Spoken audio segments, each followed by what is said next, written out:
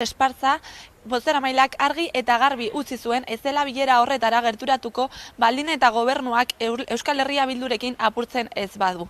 Horretaz gain, Volkswageneko kontuak ere garrantzitsuak izaten ari dira bai parlamentuan zein gobernuan.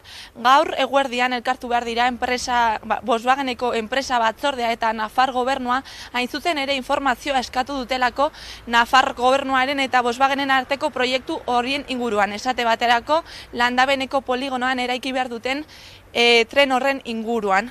Horretaz aparte, Txibite lehendakaria ere bai eta talde parlamentarioek Volkswagenekin lan egiteko prestutasuna erakutsi dute.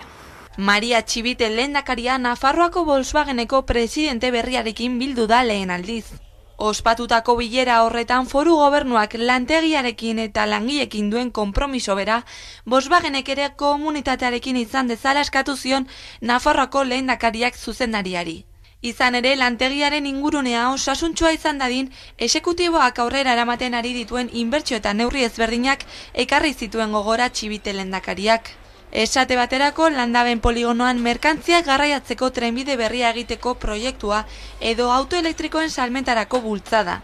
Norabide beretik ere Nafarroako parlamentuak Volkswagen lantokiari babesa emateko adierazpen instituzional bat onartu du astelehen honetan. Joan den ostegunean ganberaren osoko bilkuran akordiorik lortu ez ostean. Hoy se ha aprobado esa declaración maldita, ¿verdad? Respecto a Volkswagen, nos la ha presentado Navarra Suma, nos ha presentado la misma declaración que nosotros le introdujimos en enmienda el jueves pasado. Bueno, pues parece que de alguna manera reculan y han dejado de ser el perro del hortelano en esta situación. PSN eta Podemos alduguko bozeramaileek Navarra Sumaren interes partidista agerian geratu dela azpimarratu dute. Hoy se ve muy a las claras ¿cuál es la realidad de Navarra Suma con respecto al tema de Volkswagen?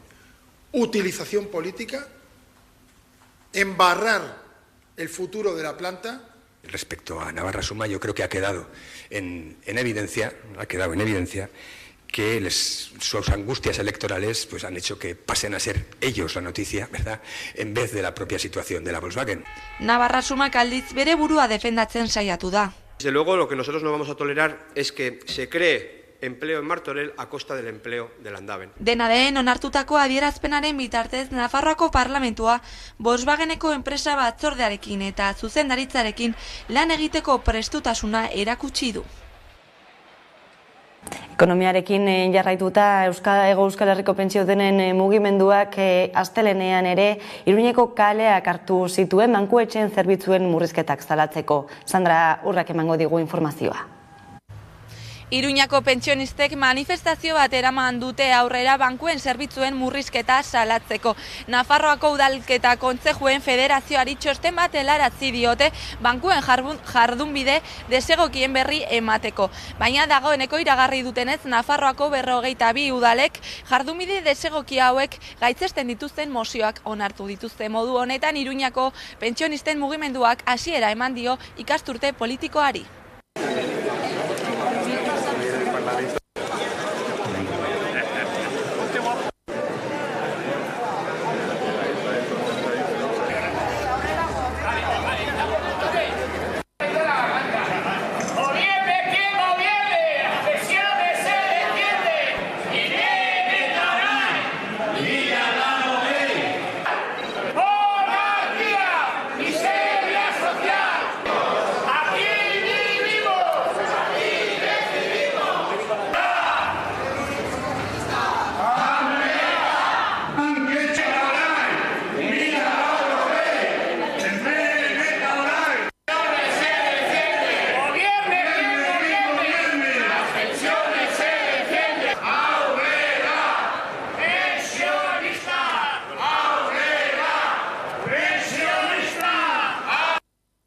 Bizkaian metalgintzako lan hitzarmeneko negoziazioan ez da aurrerapausorik eman asteleheneko negoziazio hitzorduaren ostean. Araban sindikatuek soldata igoerak berritzeko bide bat aurkitu badute ere, hitzarmena amaitzean KPIa berrikusteko klausularekin besteak beste, Bizkaian mahaiak blokeatuta jarraitzen du eta greba deialdiak mahai gainean jarraitzen dutela ohartarazi dute sindikatuek. Bizkaiko metalgintzako negoziazio mailaren 12. bilerara FEBEN patronalak ez duela proposamen berririk eraman adierazi dute elak eta labek.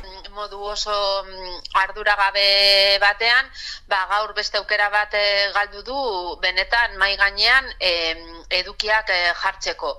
Esan zer ez da gertatu ez da egon nobedaderik, ez? Tamales eta hor ikusi dugu, ondorioztatu dugu, patronala bere posizioetan jarraitzen dau. Aurreko batzarrean aurkeztutako proposamena eraman du patronalak, KPIa bermatzen ez duenak eta lan baldintzetan hobekuntzarik ez duenak sindikatuen arabera. Atzerapasuak daudela, hau da orain arte berreskuratutako eskubideak nahi du okertzea, malgutasunean eta bajetan. Eta gero horretaz aparte soldata igoeretan mantentzen da bere azken proposamenean eta hor soldata igoerak oso eskasak dira eta gainera ez daukate inolako loturik KPIarekin eta ez da bermatzen langileen erosalmena hitzarmenaren indarraldian. Negoziazioa blokeatzen jarraitzen duela salatu dute elak eta labek eta horregatik langileak aktibatzeko garaia dela nabarmendu dute. Orain sindikatu hori, tokatzen zaigu, pausu berriak emotea eta greba eszenario batera joatea. Sektorea aktibatzeko beharra dago berriro eta horretan aukera guztiak daude zabalik urriaren 13an baino lehen. Urriaren 13an berriro bilduko dira sindikatuak eta patronala. Hala ere, sindikatuak oraindik batu ez diren arren, aditzera eman dute grebak heltzear daudela Bizkaiko metalean. Ikusi beharko dugu, urriak 13 aste batu geratzen dira. Nik uste aurretik artikulatu beharko genukeela erantzun bat eta kronograma bat berriro.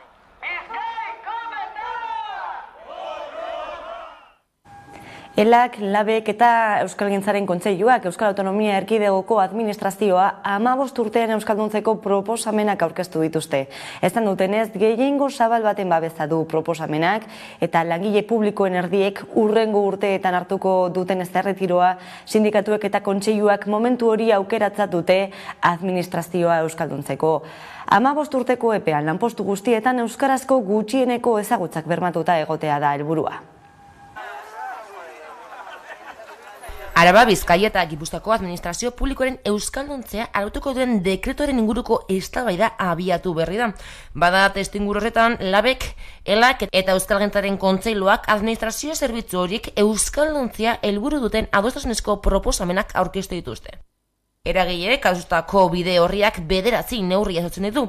Proposamena gainera adostua dela nabarmendu dute eragileek. Eta uste dugu proposamen honek baduela nahikoa oinarri sektore publikoan euskalduntzean urratz ausartak egiteko. Honek eskatu digu, 3 eragilei, gure proposamenetik urrunago joatea. Baina gai izan gara, hiruron artean ekarpen bat aurkezteko eta defendatzeko. Halako adostasunik ez da egongo dekretu honen gainean. Oinarrizko adostasuna lortzerekin batera, administrazioaren euskalduntzeari epe zehatza jarri diote, 15 urtekoa. 15 urtean, administrazioan, lanpostu guztietan euskarazko gutxieneko ezagutzeak bermatzea nahi dugu. Hori da bide bakarra, euskaldunon hizkuntza eskubideak berma daitezen. Euskaldunok zerbitzuak euskaraz jaso ditzagun. Eta gainera, eta sindikatuekin prentsaurreko hau egiteak hori berresten du, bermatu behar da langileek euskaraz lan egiteko duten eskubidea. Horrez gain 5 urtean herritarrekiko euskarazko harremana bermatzearen helburua ere jarri dute. Lanpoltsetan jartzeko irizpidean eta gutxieneko hizkuntza eskakizunen gaineko eztabaida epaitegira iritzi den honetan, posizio argia erakutsi du Kontseiluak, elak eta labek. Eragileen ustez halaber ezinbestekoa da lanpostuen deialdi berri guztietan, bebi hizkuntza eskakizuna gutxien ezartzea eta lanpostuaren funtzioari edo betekizunari lotutako proba bat gutxienez euskaraz izatea. Beste gai batzuei helduta, Eusko Jaurlaritzak 457 gradu progresio eman ditu espetxe eskumena duenetik urte bat betetzear denean. Horietatik 5% euskal presoei, 25 dira euskal presoak gradu progresiboa lortu dutenak. Progresioak 40% izatea du helburu Eusko Jaurlaritzak eta zifra horretatik hurbil daudela adierazi dute.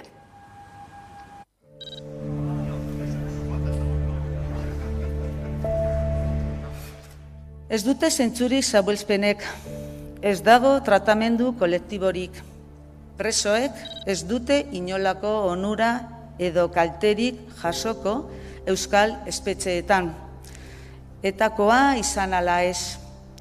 Eta gradu aurrerapen guztiak, tratamendu batzordearen banakako txosten profesionaletan eta preso bakoitzarekin egunez egun lan egiten duten pertsona teknikoetan oinarrituta onartzen dira. Etakoa izan ala ez.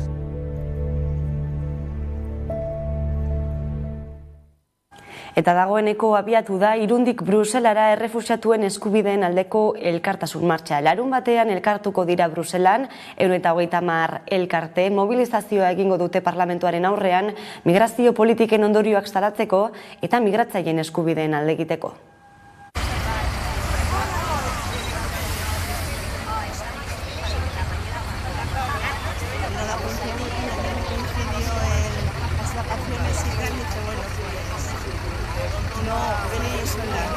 Sí, porque venir de... Bueno, ya somos 3 y de Castilla y León.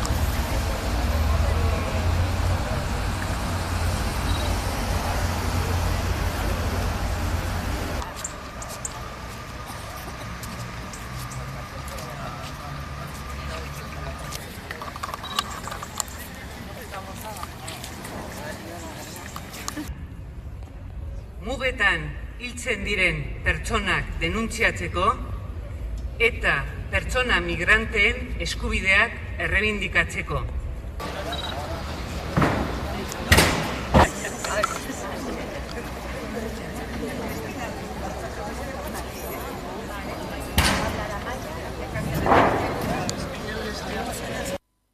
Luis Iriondo zendu da. Gernikako bombardaketaren azken lekukoetako bat izan da. 1937ko apirilaren 26an hegazkinak Gernikako herriaren gainera bombak botatzen hasi zirenean, Luis Iriondo aterpe batean babestu zen eta bere bizia salbatu ahal izan zuen. Astelehen honetan hilda 100 urte bete eta 3 astera.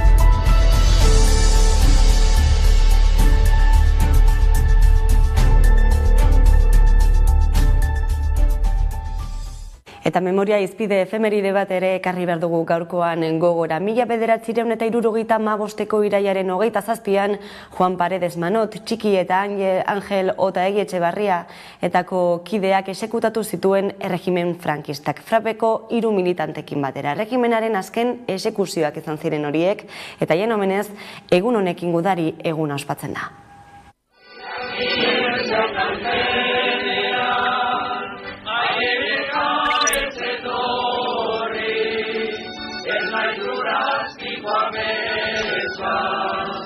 Askatasun aizeana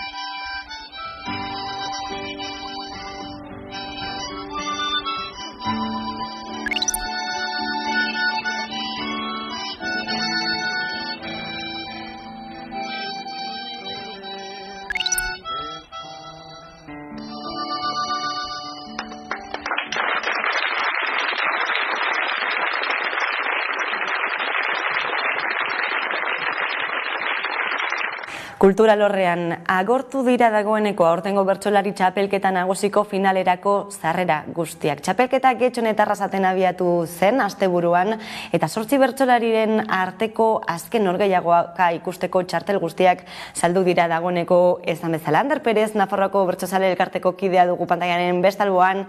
Eguerdion, Ander. Eguerdion, bai. Pandemiaren ondoren, esan dugu, txapelketa handia, final handia, abenduaren 18an izango da, bertsolari txapelketa nagusiaren final hori, egutegi elmarkatuta izango dutena askok dagoeneko, eta gainera lehen aldiz esan beharra dago, ez? Final hori Iruñan ospatuko dela, zenolako garrantzi hartzen du honek? Bueno, guk beti esaten dugu, ez? Gure proiektuan lurraldetasuna zehar lerro importanteetako bat da, ez bakarri finala, txapelketa osoa izango da 7 lurraldetan izango dira saioak, eta txapelketak berezkoa du ibiltaritza hori, ez? Batetik bestera aritzea, Donostien egin izan dira finalak, Belodromoan garai batean, ordutik beste 4 edizio jarraian Barakaldoko beken, eta bueno, ikusten nuen bazela aukera, besteak beste, horretarako aukera ematen duen azpiegitura berri bat bazelako Iruñan, eta kasu honetan normaltasun horren baitan edo gure proiektuak berezkoa duen hildo horren baitan hartu dugu erabakia. Kontuan hartuta ere, kasu honetan azpiegiturak berak ere asko baldintzatzen duela, ez baita erraza hainbeste jende bilduko duen areto estali bat topatzea Euskal Herrian. Iruñan bat ziren baldintzak, Nafarroarena martxan zen, eta horren baitan hartu duen erabakia, eta zentzu hortan badu bere garrantzia Iruñera joateak ere bai.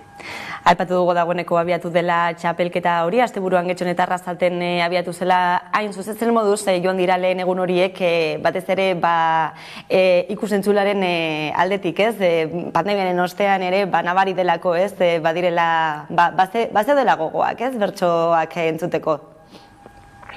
Bai, hori da, guk geuk ere gogoa genukan hasteko, azkenean aurrelanak luze jotzen duelako, eta hilabete desente ziren ja txapelketa prestatzen ari ginela, eta genuen gogo hori ez, ja abiatzeko, eta bestalde, zuk esan bezala ikusi dugu, bertsozalen artetik ere zegoela irrika hori, gogo hori, bertsolari txapelketa nagusiak beti berez pizten duena, baina horten agian are gehiago kontuan hartuta urtebeteko atzerapenarekin datorrela, gatozen egoeratik gatozela, eta horrelanak sortu duela ikusmira berezi bat aurtengo edizio honekiko, eta ikusi dugu bai getxon eta bai arraseten publikoak erantzun duela, aretoak bete dira, eta ederki joan dira saioak, eta abia puntu ederra izan du txapelketak. Bertsolari berriekin gainera, abiatu da aurtengoa, ezakit belanaldi aldaketa zere hitz egin daiteken? Bueno, belaunaldi aldaketa esatea igual gehiegi da, egia da aurten 15 parte hartzaile berri badirela, aurreko edizioan 11 izan ziren, baina adibidez parte hartzaile guztien bataz besteko adinari erreparatzen badiegu, orain dela 5 urteko txapelketanen adin berdina da, 34 urtekoa bataz bestekoa, eta azken txapelketa guztietan bataz besteko adinik altuena, beraz. Egia da parte hartzaile berri asko badirela, baina horrek ez du traslazio zuzenik belaunaldi aldaketan edo behintzat parte hartzaileen adinei dagokionez. Edozein kasutan, eta belaunaldi berria datorren eskartu gabe ere argi dagoena da, txapelketak erakusten duela erreleborako gaitasuna, erakusten duela gazteak badatuzela, urtetik urtera txapelketa beti badira parte hartzaile berriak, aurten 15, eta horrek erakusten du bertsolaritza bizi dagoela, herrialdeetan ere txapelketetan ematen dela errelebo hori eta badirela parte hartzaile berriak ediziotik ediziora, eta horrek aldi berean zuzeneko lotura duela oinarrian egiten den lan guzti horrekin, ez? Batez ere hezkuntza arloan, hezkuntza arautuan, bertso eskoletan eta bertsolaritza transmititzeko eta irakasteko egiten den lan guzti horrekin eta oinarri guzti horrekin, eta azken batean horren emaitza edo ondorio zuzena da ere txapelketan gazteak ere badatozela ikustea. Gazteak, emakumeak ere, iaia parekidetasuna hitz egin dezakegu plazan behintzat, eta ikusmira ere badago ez, ea finalean zerote gertatuko den, ea emakume gehiago ikusiko dugun aurten finalean ere. Bueno, nik ez dakit ez zoten gehiago ikusi nahi duguna benetan datuek esaten dutena baino, ez? Aurten 15 emakumezko parte hartzaile daude txapelketan 42tik, eta beraz egia bada ere aurreko edizioan baina zerbait gehiago aldela, oraindik ikusten da, ez? 52 horietatik 27 gizonezko direla eta 15 emakume, beraz arrakala izaten segitzen du, eta horrek erakusten digu, oraindik badela lan handia egiteko arlo horretan.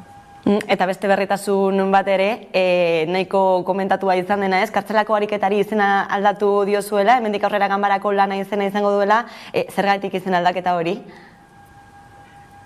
Bueno, ikusten genuen, kartzelako izendapen horrek, nahiz eta bertsozaleen buruetan oso errotua eta oso barneratu egon, bazituela konnotazio batzuk edo iradok izan zituela kontzeptu batzuk edo sentsazio batzuk berez guk txapelketarekin eta bertsogintza berarekin lotu nahiko ezken dituzkenak, ez?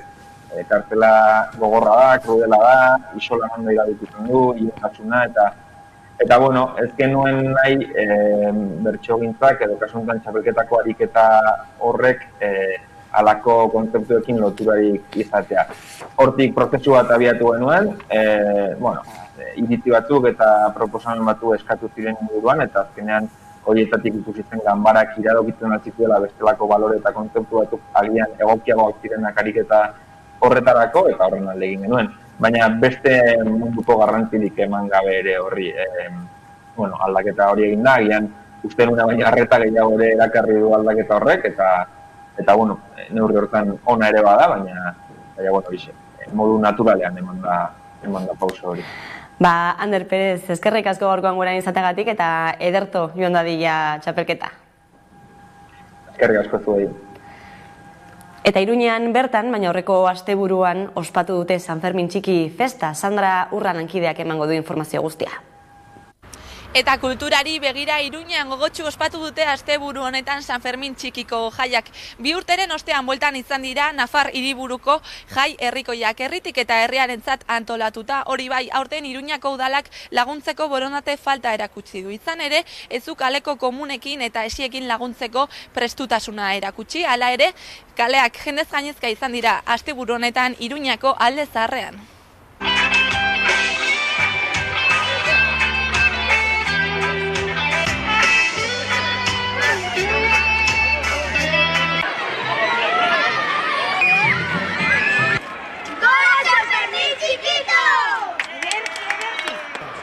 Atera!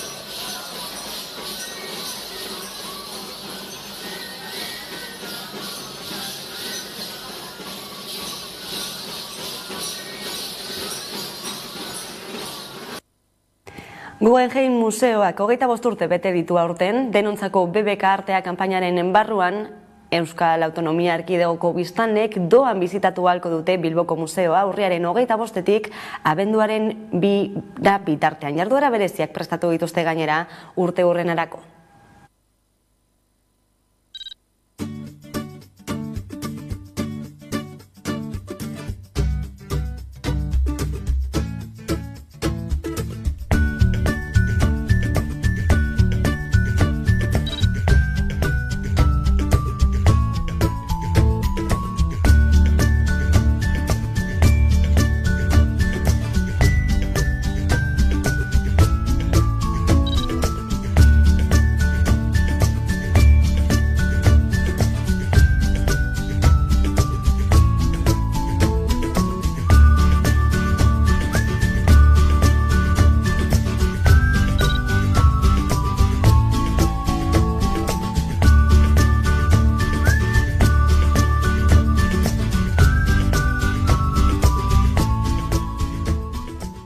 Eta historiak, memoriak eta aldarrikapenak bete du Donostiako Belodromoa Black Beltza 2 Ainhoa filmaren estreinaldian larun batean.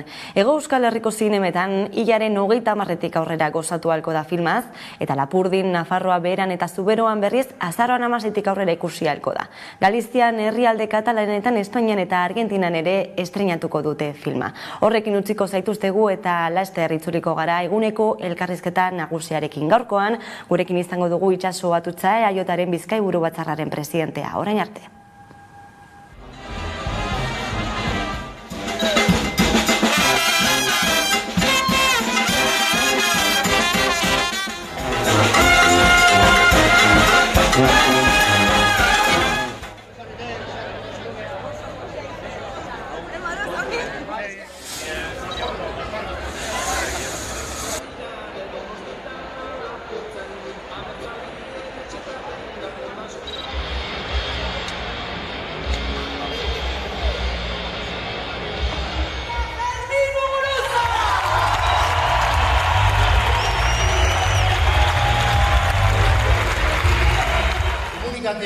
Elkarzaintza eta denok batera apur dezagun katea. Ongi etorri mundura Ainhoa, eskerrik asko Belodromoa. Hau duzu Inigo omena, gurea da kara.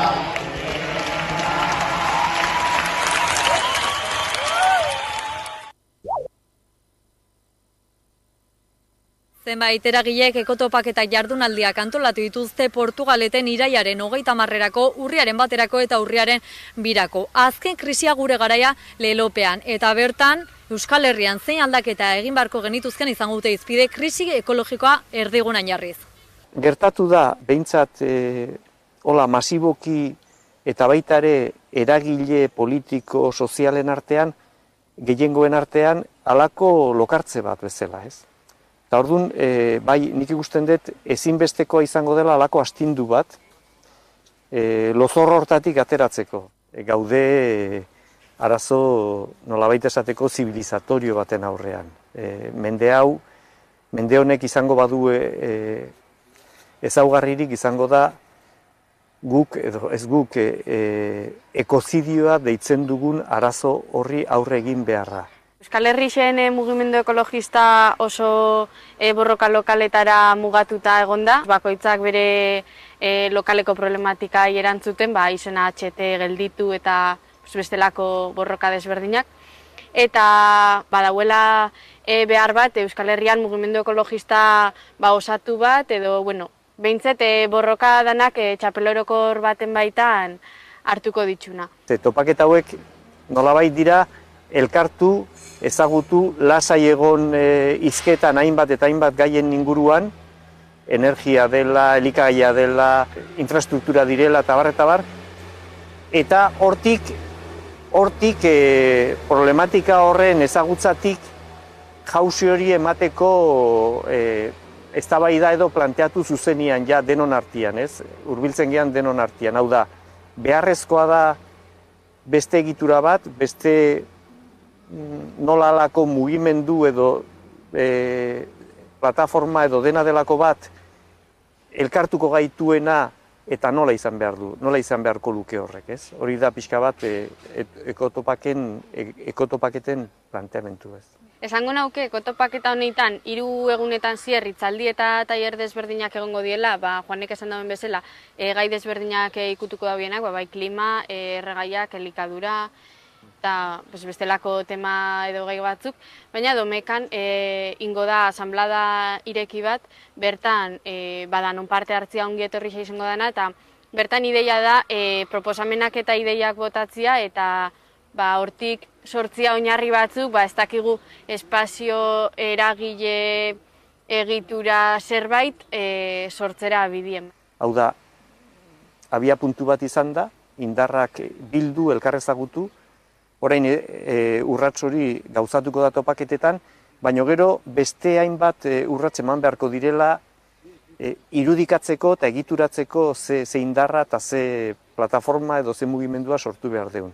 Gauzak horrela interesa duen orori dei egiten diete ekotopaketetan parte hartzera, baina bereziki langile mugimenduari, irakaslei eta gazteei. Gogoratu izen emateak irekita jarraitzen duela ekotopaketen webgunean edota komunikazioa abildua ekotopaketak.eus helbidera idatziz.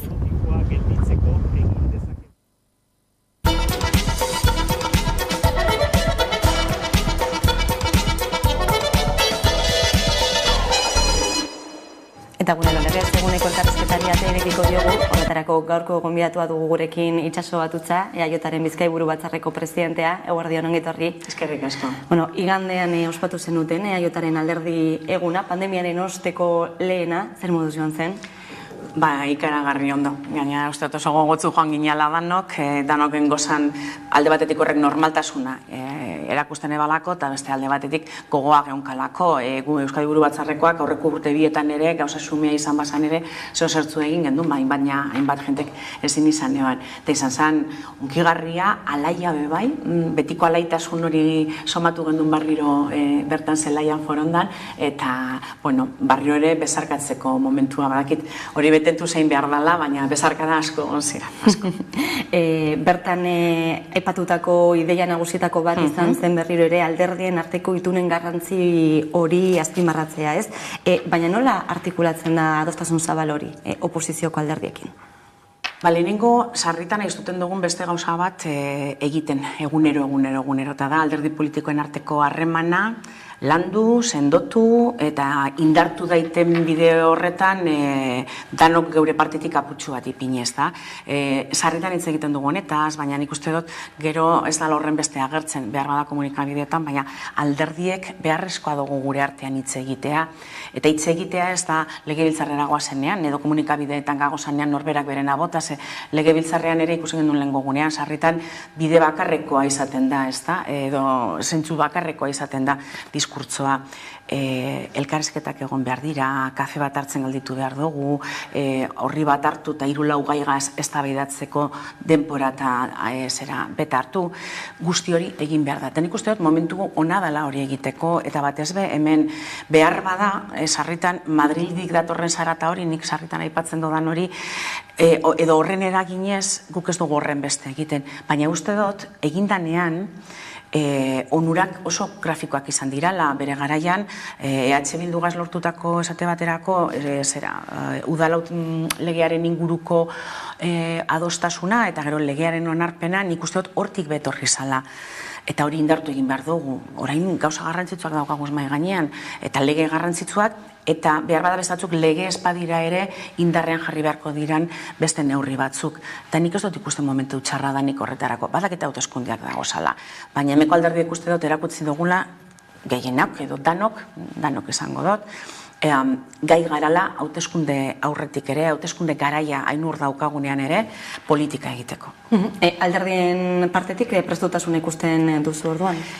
Bai, egia da batzutan behar bada. Esaldi batzuk apur bat gordina tirala, beste batzutan borobiltzeko gogo horregaz eta titular bat lortzeko gogoagaz, beste gauza batzuk esaten dirala. Baina nik eneban kontrako jarrera zutzurik ikusi eta bolan bortitzik ikusi, boxekoak endut, errespetu guztiz esan behar dut bebai, ez jatala iruditzen benetan garrantzitsua izan daitekenik herri akordioak buruan daukaguzanean boxek parte hartzea, boxetorri da, eta apurtzeko, eta gure nortasunaren kontra egiteko daukasan 3-4 minutuetan, ez da? Baina besten aldetik, bakoitzak berea defendatuz, alderdi ezberdinak aralako, baina nik somatu neban horretarako borondatea, bai. Nola uztartu daitezke, ez? Interesain desberdinak Ortuzarrek igandean zioen, ez? Euskal Herria Bilduk proposatzen zituen herri itunak ameskeria zirela, ez dakite EAJaren ustez EH Bilduk ez dituen oinak lurrean? Nik uste batzutak oinak dituela Madrilen, eta beste gauza batzuk lortzeko. Eta Madrilen begun behar da, eta Bruselan, eta mundu osoan, hori bai, baina bertan ere bai. Eta gero ezin daitekena da, neurri bat izan Madrilen akordioak lortzerakoan, eta gero beste bat hemen exigentzia maila, ez da parekoa, ez da urrundik ere ez. Eta nik uste hori da gehien eskatzen dautzaguna, ez da? Ikaragarrizko errestasunez heltzen dira Madrilen akordiotara, edota sarritan, akordiotara baino gehiago usteot, Madrilgo gobernuak esartzen dautzien amai gainean, bere batez onartu egiten dauriela, beste akordio batzuk dauki esalako, eta horrek ere betetzeko nahian zilegi, baina hori holan egiten da, eta hemen askoz ere gatzagoa izaten da, baina ikusi dugu hezkuntza legea garrantzitsua izan da, eta ez da materia erreza egia esan. Ez da lorre erreza akordioak lortzeko, baina nik uste hor badagoala herri ikuspegi bat, eta herri ikuspegi horretatik norberak bere zehaztasunak eginez akordio batera heltzeko gogoa. Baina lehenago ere erakutsi hemen igazko urtean esate baterako, hainbat eta hainbat nabardura eginez, hainbat eta hainbat gauza akordiotik kanpo itxita, baina aurrepuntuetan ez esate baterako gitxienezko adostasun bat egon zan. Eta uste dut, horren ostean, horren inguruko harremana ere ona izan dela Sailburuagaz eta EH Bilduren taldeagaz parlamentuan. Hor bide bat dago, zergaitik esakundu. Diferentziak ezin gaitu betik horren beste urrundu, eta azkenean hau matematikatan egiten dan moduan, zerk baetzen gaitu, zein da amankomunean daukagun zifra hori, eta horren inguruan adostu. Ezin duguna egin da, danean ados ez gagozalako gauza batzutan aurrera batera ez egin. Hezkuntza legea aipatu duzu, herri itunen adibide gisa daitekena, baina egia da, zirriborroa aurkeztu denetik, eragile sozialek eta alderdi politiko batzuek gogor kritikatu dutela zirriborro hori. Zein erantzun emango zenioke? Zirriborro bat dala. Eta legearen onarpenaren prozeduran zirriborroa aurkeztu egin behar da, eta horretarako dira. Ez horremeste ez da bai da sortzeko, baina bai norberak bere ekarpenak maigainean jarri dagia esan. Zirriborro horretara heltzen da, lehenago alderdi politiko batzuen artean, eta gogoratu nahi dut, Gasteizen ordezkatuta gagozan gizartearen 80% gorako ordezkaritzagaz baegoan oinarritako akordio bat. Eta horretara heltzen da bebai proposamen hori lehenago hainbat eta hainbat aktoregaz hitz egin dalako, ez da? Eta mundu horretan, hezkuntza mundu zabal horretan, oso zabala dan horretan, parte hartzen daben hainbat pertsonakaz. Orain beste modu tarte bat da. Eta ez da, Sailburuak oso ondoa esaldu eban lehen gogunean Jokin Bildarratzek, momentu hau ez da alderdi politikoen momentua. Beti gagoz protagonismo horren bila, ez da egun orain titular bategaitik dana bartan bera jauzi daiela itxi, ez da? Orain da eragile akademikoen eta eskola inguruko eragileen momentua. Hor, asko dagoz, interesak ere sarritan ez dira bat etortzen, sindikatuak eurek ere izaten dabe, ez dut esango jarrera kontraesanekoak, baina ia ez da, eskola publikoan edo ikastolatan dagozanean sindikatu berak alderdi politiko batzuk ere, nik uste dut hor, badaukiela barruan talka bat, ikastolak kontzertatuat iranean, eskola publikoa modelo bakar moduan ala ez, eta lege honek uste dut, gauza asko uztartzeko aukera emoten dagoela lortu zen lehenengo akordio horretatik, oinarriko akordio horretatik. Baina, uste dut orain ez dela alderdi politikoen protagonismoa lortzeko garaia. Itzi dagigun eragileek euren ekarpenak egin eta gero jarraitu dagiala prozesuak.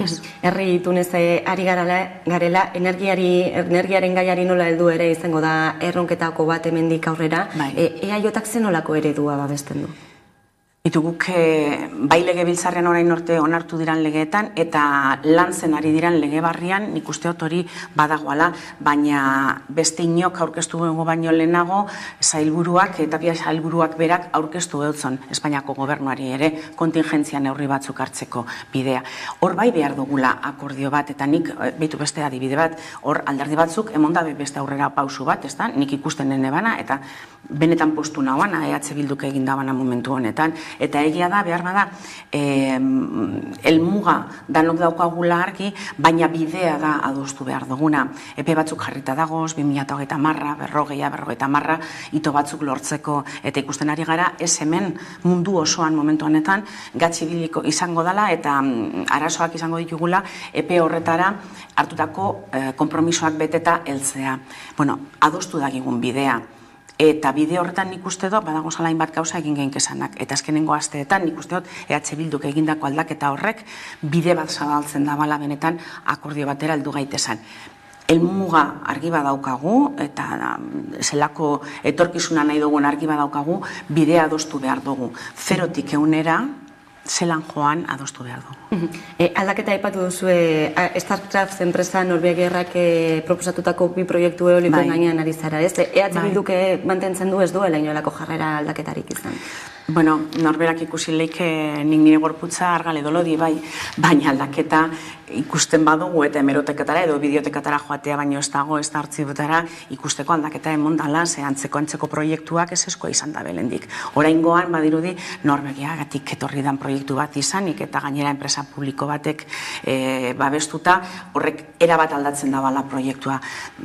Ez da horren beste eta gero nik posarren ikusten dut bebai orain Norvegiako modeloa oroar hain babestua izatea, emeko alderdi batzuen partetik gogoratu dakigun, Norvegiak zer oso garrantzitsua daukala gero olako enpresa bat mantendu izateko, alde batetik euren orografiari esker produzitzen daben edo ekoizten daben energiaren 80% pikua uretatik datorrela, eta hori hemen ez daukagu, baina hortaz aparte badaukiela fondo soberano ikaragarri garrantzitsu bat petrolioa eta gasak emoten dautziena. Azkenengo gainera Putinen inbasioaren ostean dirutza irabazten ari diranak.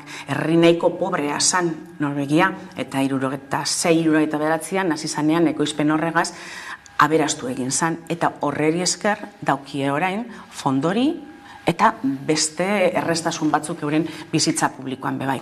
Niri modelo ona iruditzen jata, baina oso hartzen badugu. Ikusiko da. Dena den, Madrilera begira ere jarriko gara, zenolako harremanak mantentzen dituzu Madrilgo gobernuarekin? Harremana badago, gainera egunerokoa ez da izango, baina ia, baina egia da gero adostutako gauzetan ez dugula ikusten aurrera pausurik. Ez da guk esaten duguna bakarrik, euren agotan ere entzun izan dugu, uda aurretik edo uda zanean uztailean, ez da? Pedro Sánchez kongresura joan zanean, eta estatuaren inguruko politika plenoa izan zan egunean. Berak onartu eban, 125 ez dala heltzen, euren aldetik sinatuta bete barik dagoan hori, ez da? Beraz, euren esku dago, ardura orain ez da horren besteago apurtzear dagoan, eta beraz, Pedro Sánchezen gobernua jausteko arriskuan egon daiteken ala ez, eurek ikusi behar dabe, adostutakoa, eta eurek itzemon dagoen hori, noiz betetzeko asmoa daukien, ez dago atzakirik. Lehen COVID izan zen, eta hori danok ulertu genke, guztion agendak izan dagoalako eraldaketa bat, baina orain hartu dabe, garai baten pepek esaten ebana, eta lehenago eurek aurreko gobernutan egon ziranean, ez da? Arazo tekniko larriak dago zala. Badakigu, betidanik izan dira mai gainean, baina ezin dira atzak izan. Ze orain arte transferitu diran beste hainbat materiatan ere hori entzunda izan dugu eta benetako erantzukizun politikoz eta bultzakada politikoa izan danean batean desagertu egin dira. Bueno, eurek jarri eben eta ez guk, eurek jarri eben egutegia. Onartu dugu egutegi horrek izan dituen atzerapen batzuk nahi eta nahiezkoak izan dirala. Baina orain ja ez, eta batez be bildur bat egaz. Ez da denborazko galditzen legealdi hau amaitu daiten, aurreatzen ez badira hauteskundeak eta ez dugu hori somatzen, ez da?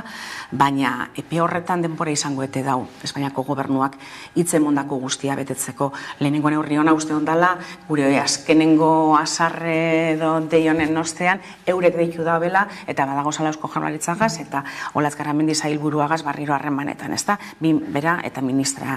Bueno, barriro begokitzeko aukera badaukagu, aiztu dakiguzan aurreko iskanbilak eta egin dakigun aurrera oso garrantzitsua dalako 40 urteren buruan, ez dalako nahikoa esatea estatutua betetzearen aldezago zala, bete egin behar da. Baina, non dago korapiloa zuen ustez, konpromiso falta da, ala judizialki ere oztoporik dago?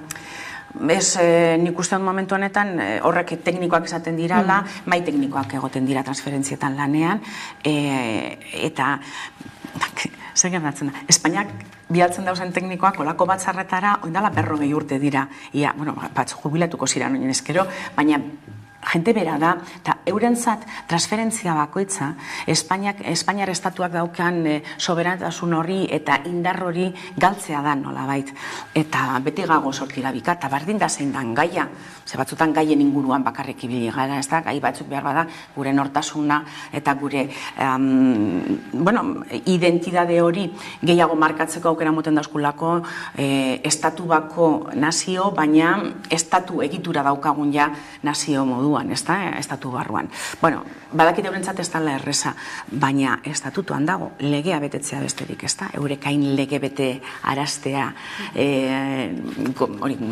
izaten da bena beti gomutan, Santzazekin harremanak beraz aurrera jarraitzen du, Gernikako estatutu hori betetze aldera, Feijórekin ere, bilduko zarete, eskua luzatu dizu, ezertan? Bueno, bai deitu dabe, baina kuriosoa izan da, zeuda osoa pasau dugu horren gainean, Ermuara etorri zanean Feijó aukeratu barriegoala, Andoni Ortuzarrega Gaztopo egin eban, egia da, eta gelditu ziran, Feijók esan dutzen, deituko dautzut eta egon beharko dugu, normala den moduan, alderdi guztiekaz egoten gara, boxegaz ez, baina alderdi guztiekaz egoten gara, eta bera heldu barriegoan kitzienezko kortesia da, baina gero, espekulazioak egon dira, eta, xurrumurru asko uda osoan zehar, eta ez deirik egon, ez ezer, guk ez gonkan prisa berezirik, baina euren ardura esan hori deitu dabe eta hona etortzeko ez dakiz egunetan daukan asmoa eta horrego gelditu dira agendak begiratzeko. Nik uste dut espekulazio hori sortu dala bebai, ikusiaz gu nahiko asarre agertu garala behin baino gehiagotan Espainiako oraingo gobernu honegaz eta emoten eban beste gobernu baten bila genbiltzala. Hori lehenengo espainolen eskutan dago. Baina, gero ikusten dugu batzuk egon edo besteak egon sarritan ez dagoela ezberdintasuna handirik. Orain, gauza ez da izaten gero zenbakiak bakarrik, momentu honetan PPek ziurrenik box beharko leuke gobernu hori osatzeko, eta orain ikusten, eta horretan, badaki argi sekula eskarala sartuko, ez? Baina, bestalde batetik nik uste dut momentu honetan PPek barriro bere perfil ideologiko hori erakutsi beharko dagoela, benetan aldaketa bategaz datorren ala ez Feijó, edota Kasadok bere momentuan, hain markatuta itzi eban, kutsu ideologiko hori mantentzan dagoen ala ez, ez dakigun noiz dan aiusistagoa, edo noiz dan Feijó, edo lehendik guk geunkan Feijóren irudiaren, edo iduriagari fidelagoa noiz dan, ez da? Nik uste hori lehenengo argitu beharko dugula, aurrean zean ere, baina, badinot, nik uste alderdi politiko guztiek azeuki behar dugula errenbana. Ez entzuz ez Feijó ez hori zioen Ortuzarregi gandean ere?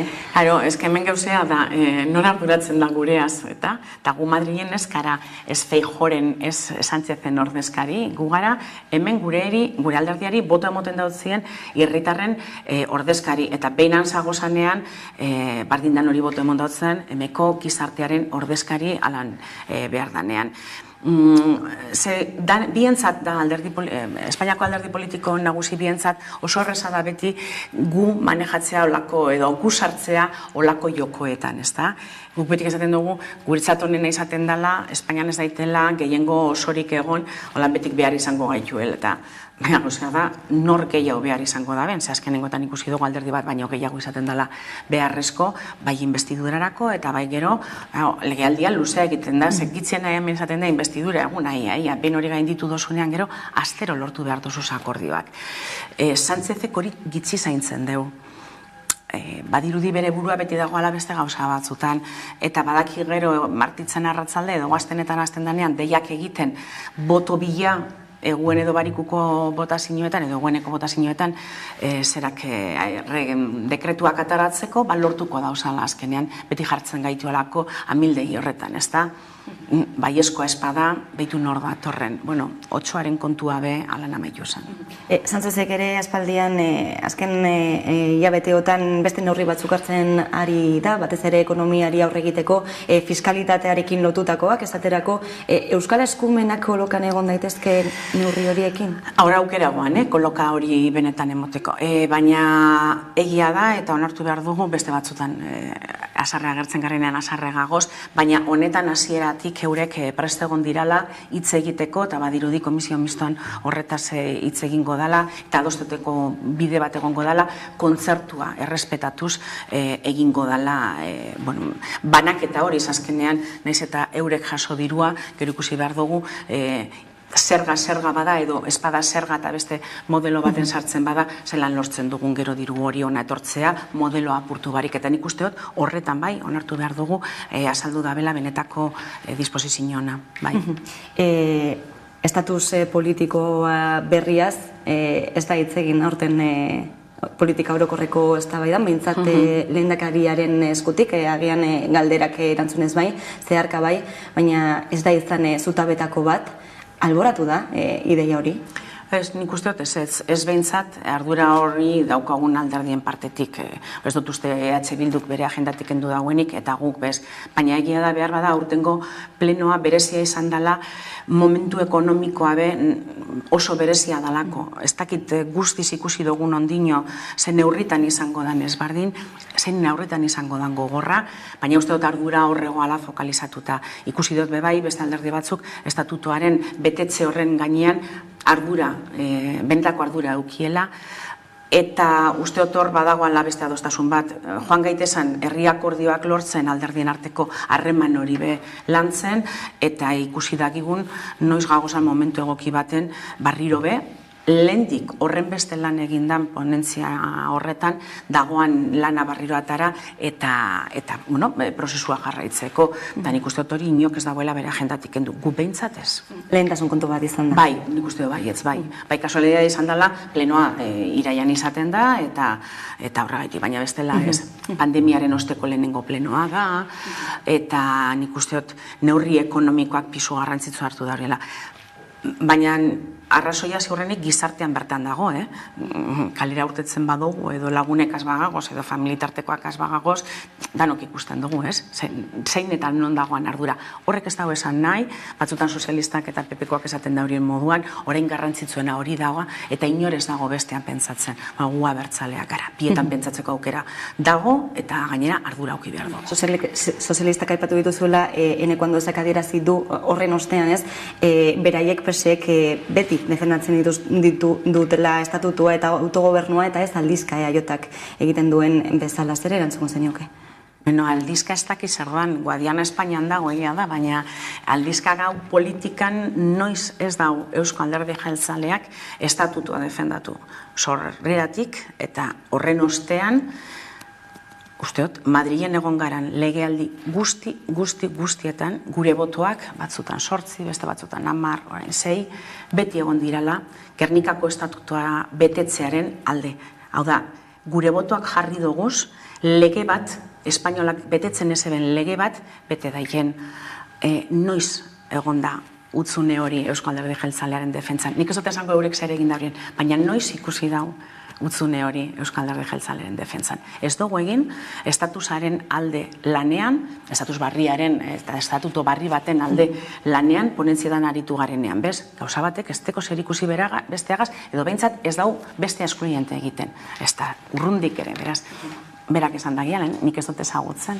Arlo ekonomikoak pisu hartu duela, hori ze aipatu berri duzu izan ere, ekaitza omen dator, lehendakariaren hitzetan, zure ustez nola heldu gara puntu honetara?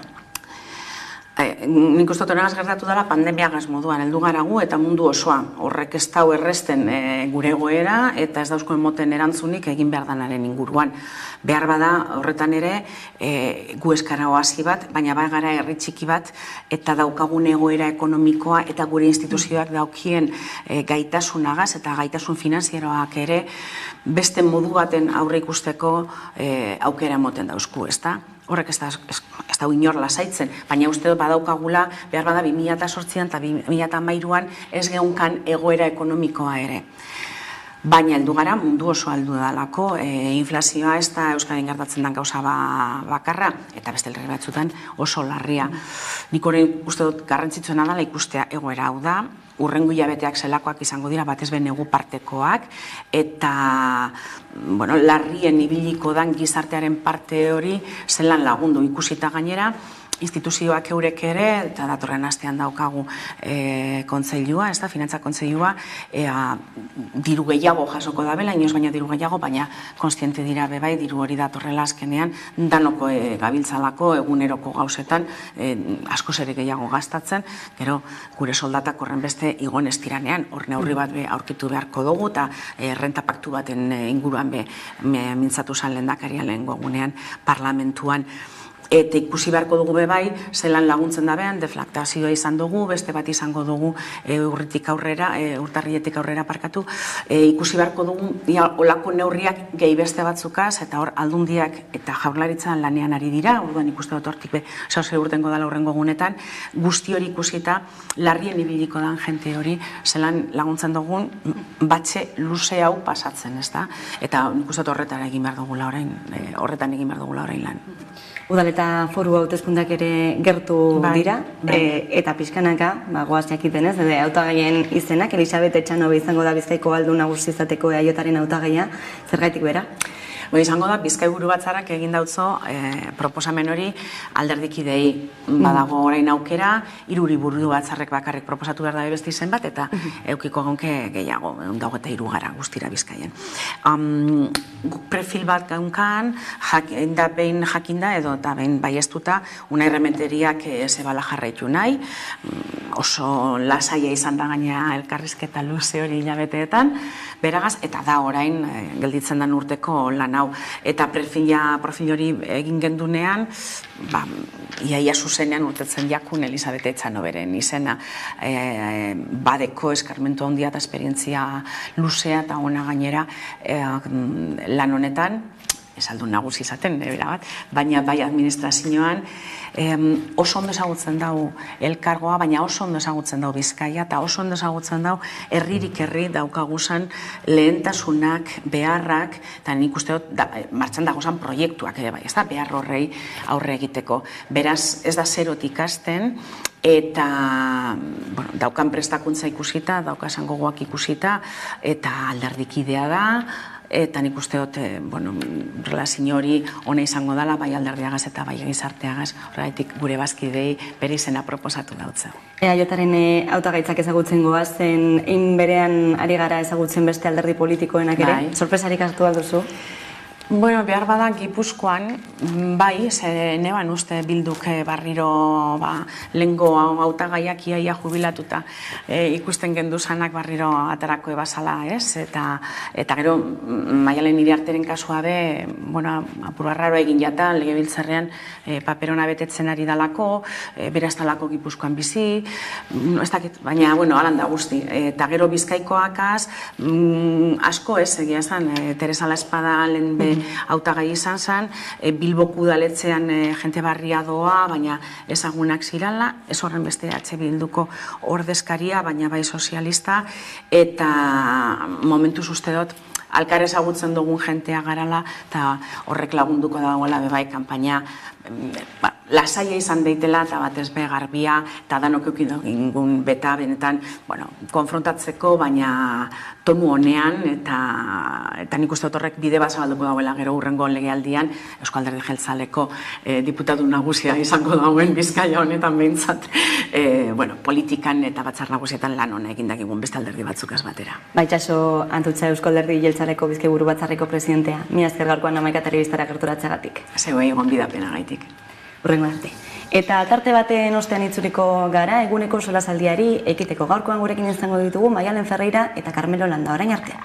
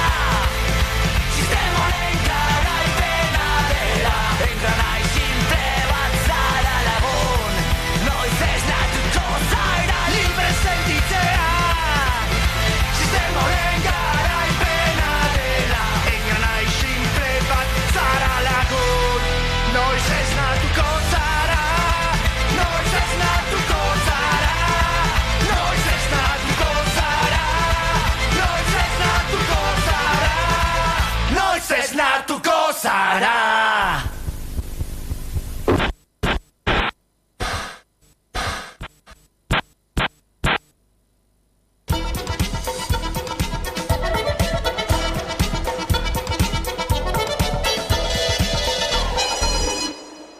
David, emango diogu egunero lege solasaldiari, horretarako gaurko solaskideak ditugu gurekin, alde batetik Maialen Ferreira, eguerdion. Eguerdion. Eta Carmelo Lorena, eguerdion.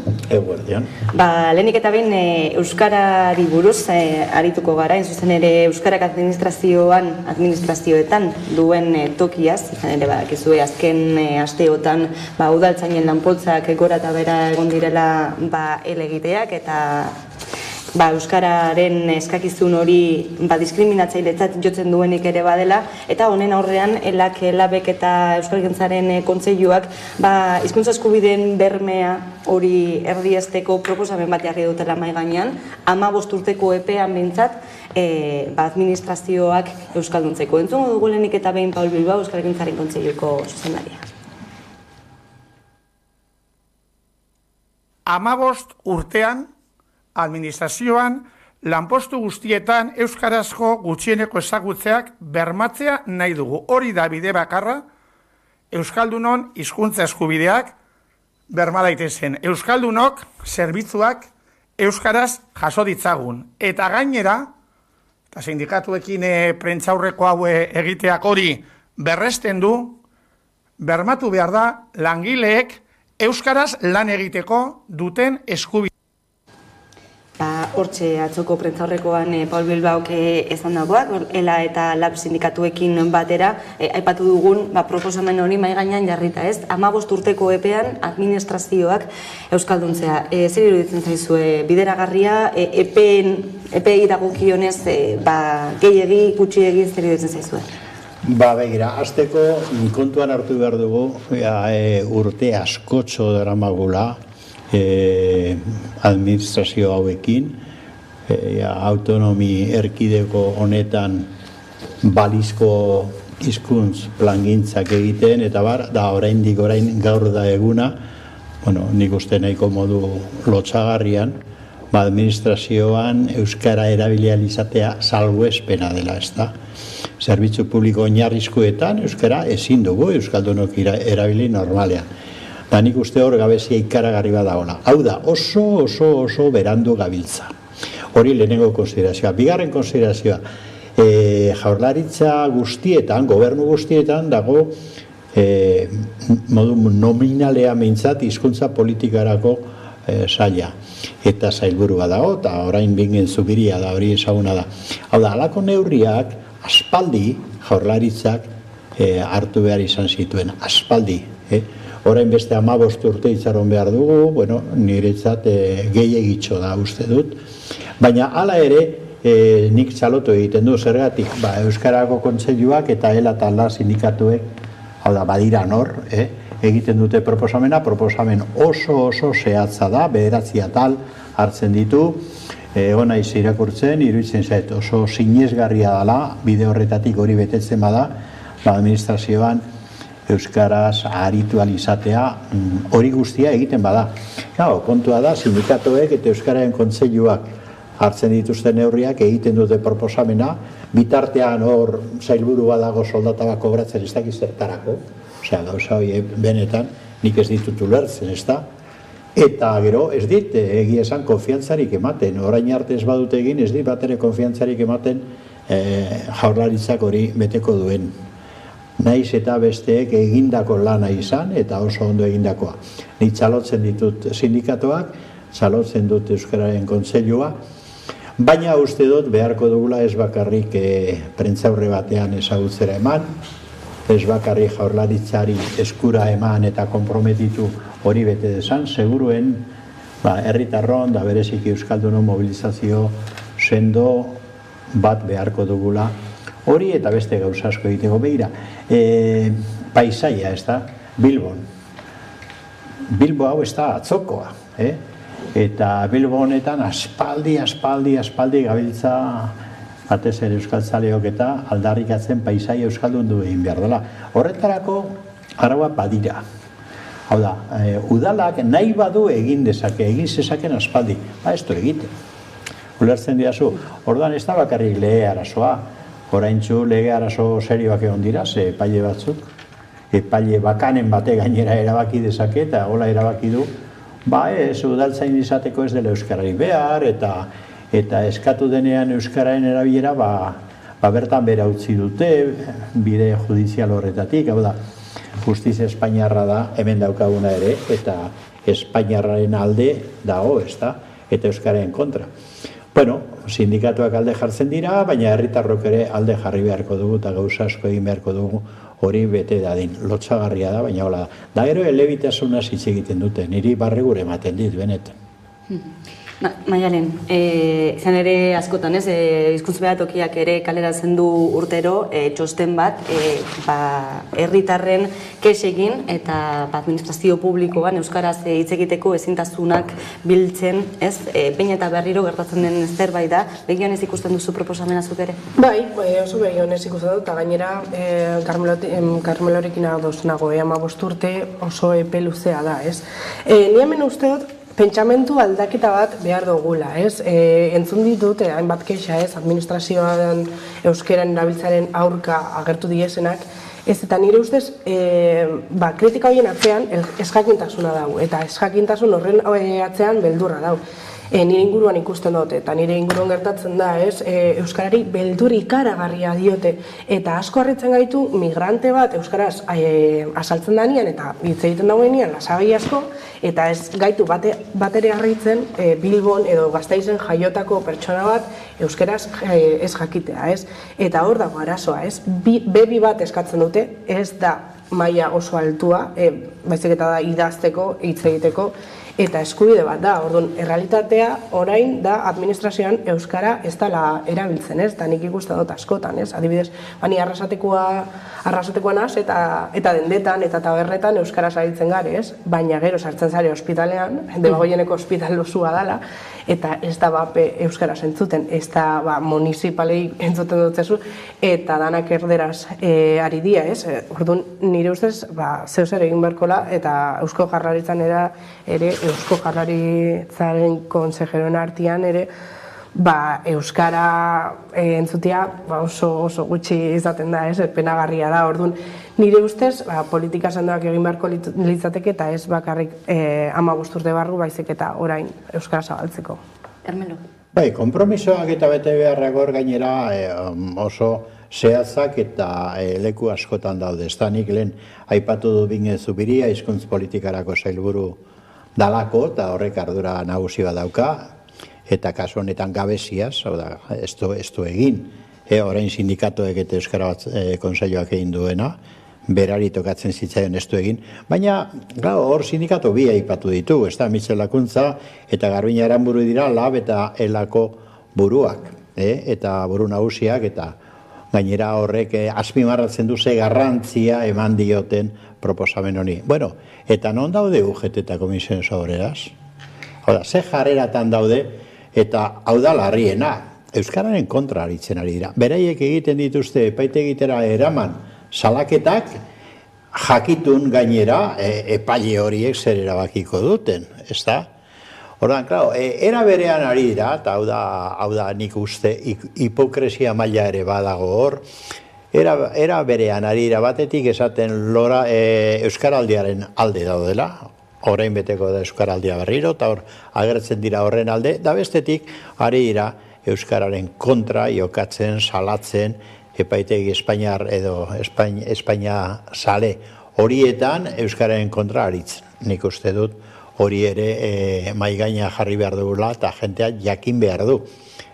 Lerrusismo linguistikoa egiten ari direla Komisiones de UGT eta ari direla euskararen kontra. Ez langileen eskubideen alde.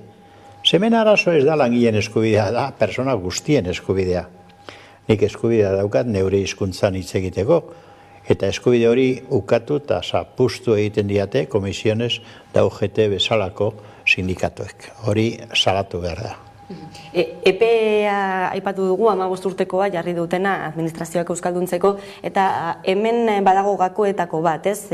Belaunaldi aldaketa emango dela, ez? Langileen artean eta noski gazteen artean ezagutza 100% gorakoa dela, ez? Euskararen ezagutza hori, beraz B2 maila eskatzea ez dakit, agian errazagoa izan daiteke orain ezartzea baino sortzen diren ikuspuntu desberdin horiek kontuan hartuta, baina noski 15 urteko epea zari gara, ez? Zer iruditzen zaizue? Hombre, seguroen denbora beharko da. Egoera hain da tamalgarria momentu honetan, hainbeste urte galdu dituzte. Egin beharreko lan honetan, hainbeste urte alperri galdu dira, naiz eta soldatak eta karguak horregon, ez da? Baina urtea galdu dituzte, beharko dela. Eta gero gainera hemen daude nik eskatzen die benda berriro soziolinguisti zorrotzagoak izateko eta zorroztasunez aztertzeko benetako egoera, hizkuntzen egoera. Hemen dago arazo handi bat. Populazioa horretaz derrigor danok ez dugu jakin behar soziolinguistikaz, ez da? Eta ez dakien euskaldunak, fede honeko euskaldunak pentsatzen zuen, orain ja ez horren beste, pentsatzen zuen, eskolatan, ikastolatan, institutuetan, guztiei 180 hori, edo 80 gora esan duzun hori, ez da, ikastolatan da euskara irakatzi ondoren eta ikasleek ikasi ondoren hori nahikoa izango zela gero modu automatikoan edatzeko gizartean.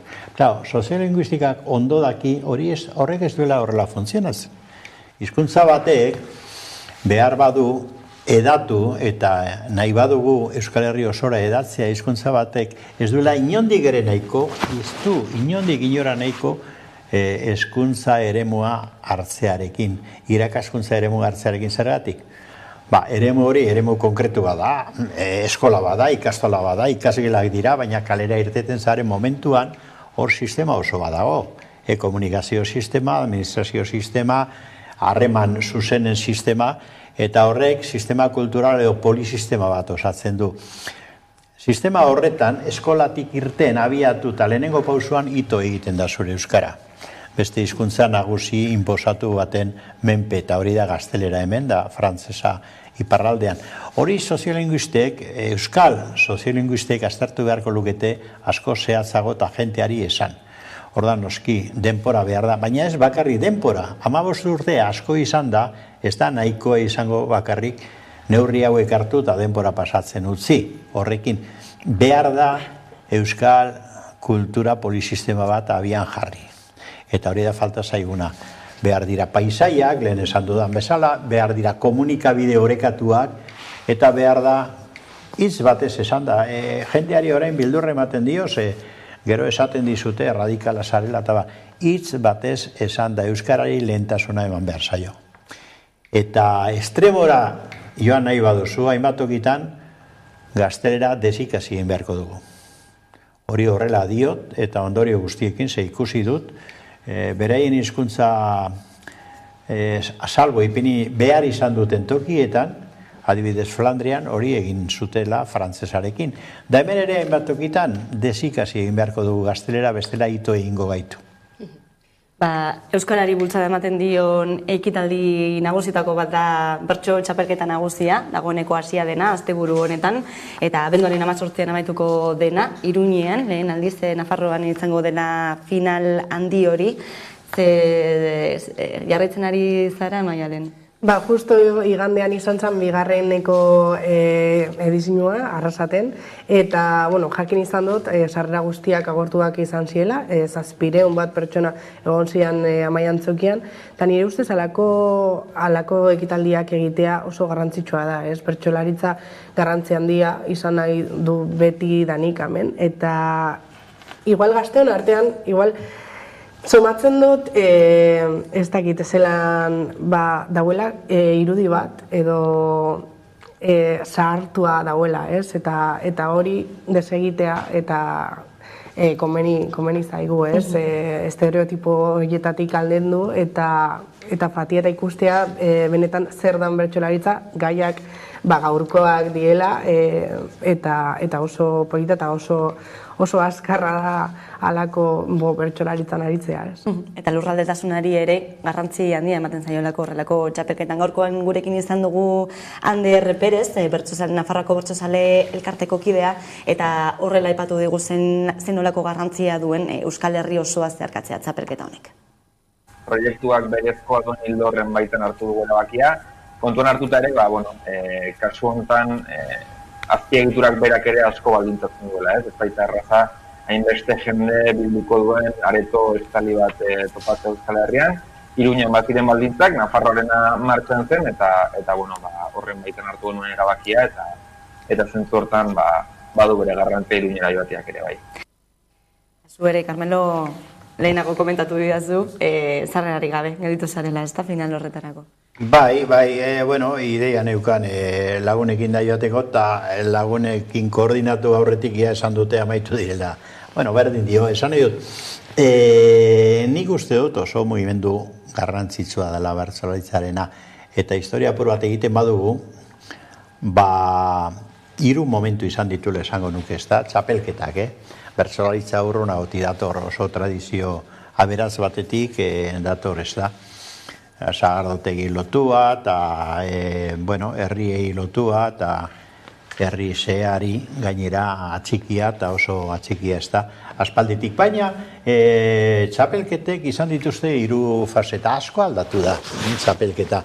Eta nik uste dut une honetan esaten duenak zaharkitua dagoela, eta ez dela gazten kontua, eta nik uste dut erratuta dagoela erabat oso urrunetik begiratzen dio, da ez du ezagutzen. Da arraroa da, Euskal Herrian asko edatu da, eta ordan ezagutu beharra dago, nik uste oso zaila dela, ez ezagutzen begiak itxi behar dira, ez ezagutzeko gaur egungo bertsolaritza, ez da. 3 fase hon dira, lehenengoa 2 urte bakarrik izan zituen, 1995-96 da gerrak, estatu golpea, frankismoak moztu zuen modu dramatikoan, ez? Baina, klaro, orduan ja gertatu zen, personaia mitikoak, Basarri eta batez ere Txirritak irabazi zutela, 36an. Estatu golpea gertatu zen urtean Txirrita handiak, Jose Manuel Lujanbiok irabazi zuen txapelketa, baina moztu zen. Eta gerorat kostatu zitzaion ikaragarri eta Euskaltzaindia berak bultzatuta, 1960an hasi zen berriro, frankismoan, baina hasi zen frankismoaren kontra hasi zen esango nuke, eta horretarako 1000 bide eta 1000 truko eta 1000 teknika, baserritarren teknika ere erabiltzen zen, metaforak erabiliz eta modu nahiko askean aritzeko diktaduraren pean, Eta hor, bigarren etapa horretan, nagusitu ziren ere mito ziren Ustapide eta Basarri eta Eta gero bitarte bat egon zen berriro, eta beste toki batetik, batez ere bertsozale elkarteak eta hartu zen 1980an berriro txapelketaren martxa eta abia da.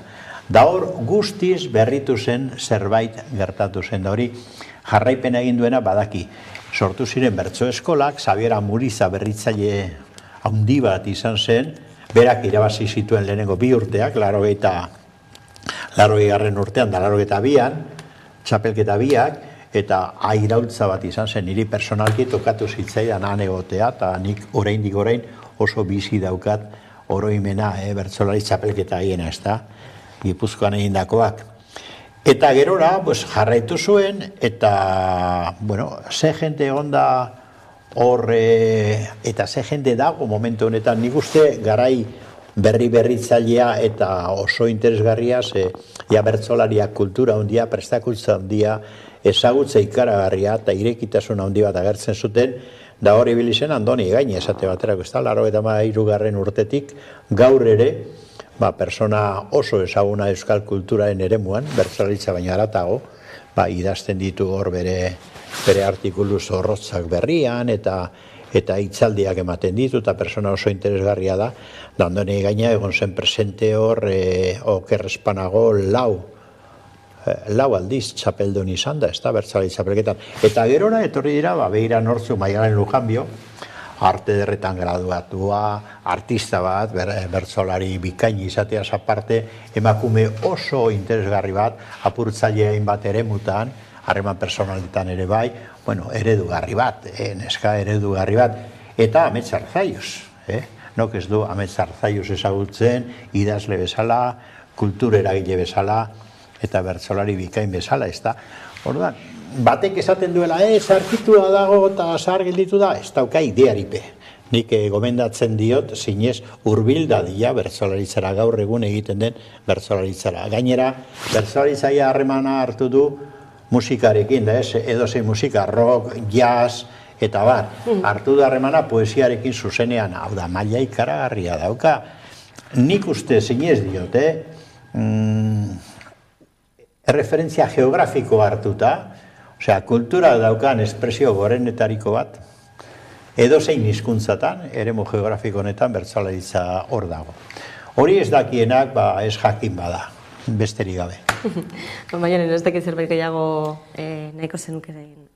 Gustatuko jaten esatia emakume bertsolaritzen lana, azken urteetan asko zabaldu dela, eta Karamelok esan dagoen moduan, Maialen Lujanbio mitika bat dela, kriston trebetasuna dauko, baina badaz ere beste batzuk, eta oso gaztiak dienak, nik adibidez ezagutzen dut Aniso Zubizkar, arrasatekoa dela, eta hainbeste gazte, bertsolaritzan aritu dienak, eta bertsolaritza betianik izan da gizonen mundua, eta ontsi hasi daia emakumeen mundua ere izaten, eta emakume bat irabazten dagoen aurten ere.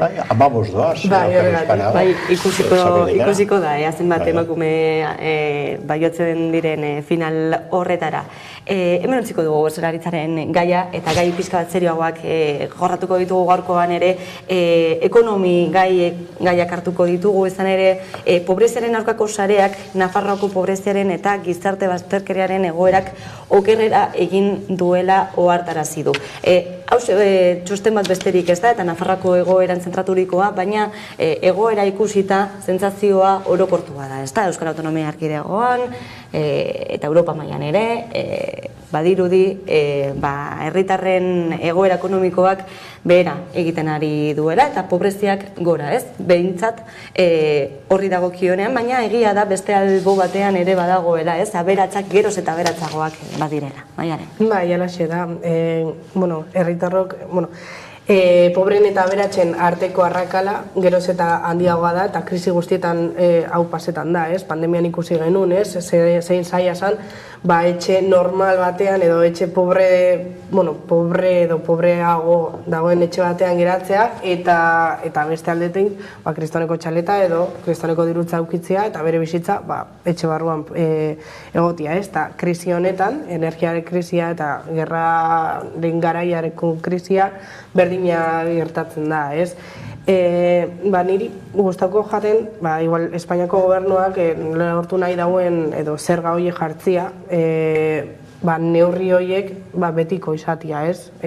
Neurri ez izatea bakarrik zeozer puntuala, baizik eta sistema guztia aldatzea, gehiago ez pobretuari garenok gehiago ez pobretzeko, ez?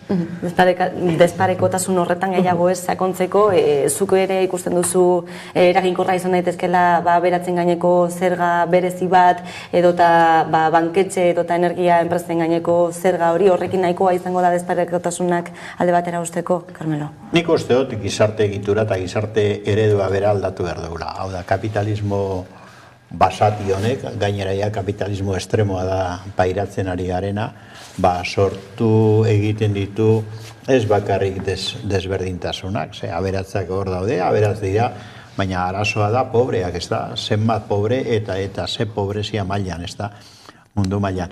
Nik uste hori ez dela estadistikat ematen dira, porcentaiak ematen dira, baina hori hotzegia da. Nik uste munduan benetako drama bizitzen ari garela, kapitalismo basati honen ondorio sortzen den gizarte ereduarekin, ez da. Noski, aldatu behar da. Baina eske ari da aldatzen okerrera, hori da problema. Zer beharko genuke? Gizartea bera eredu aldatzen dugun bitartean, sozialismoa ez da hitz bat, da premia bat, sozialismo ekologista, feminista, eske erreferente horrek ezinbesteko dira mundua berak iraundezan, ez da. Baina bitartean, neurri batzuk har daitezkez, bat da zergak, zerga sistema zorrotz bat jartzea, baina iraganean egon da orain baino zorrotzagoa. Garai batean, kapitalismoaren barruan ere, hiri eta gizarte garatu deitzen diren horietan, Estatu Batuetan, Britanian, Frantzian, aberatzek askoz gehiago ordaindu dute zergatan. Etorri ziren neoliberala deituak, izen engainagarria da, liberal ematen du demokrazia askatasunarekin lotutako hitza dela, baina benetan dira benetako diktadore kapitalista Ronald Reagan, eta alakoak etorri ziren, eta egin zuten egitura bera aldatu ikaragarri, eta orain segitzen dute PP Espainiar Estatuan, da alakoak planteatzen zergak oraindik ere gehiago jeitsi behar direla. Gau, garai batean, aberatzak ordaintzen zuten asko, ordaintzen zuten. Zeukatelako asko eta asko, orain gehiago daukate eta askoz gutxiago ordaintzea nahi da, ez da? Botereetatik, nik uste eskandaloa dela. Eta tartean dago hainbat eta hainbat jente, baina porcentaia Nafarroan 1,6 edo esaten da pobrezian, ez da? Porcentaia handietan, premia larria daukana. Hori aldatu egin behar da, noski, eta errenta banatu egin behar da. Errenta banatzeko, nik uste ekuazio bat apurtu egin behar dela, eta da soldata lotzea produktibitatearekin. Soldata lotu behar da premiekin, jentearen premiekin. Zeren produktibitatearekin lotzen baduzu lehenengo, hainbat produktiba diren hainbat lan, merkatu kapitalistatik kanpo gelditzen dira, adibidez etxeko lanak, ez da? Eta oso produktiba dira, noski, ezinbestekoa dira erreproduziorako, ez da? Gizartean reproduziorako, claro, merkatutik kanpo usten dituzu, ez daukate soldatarik.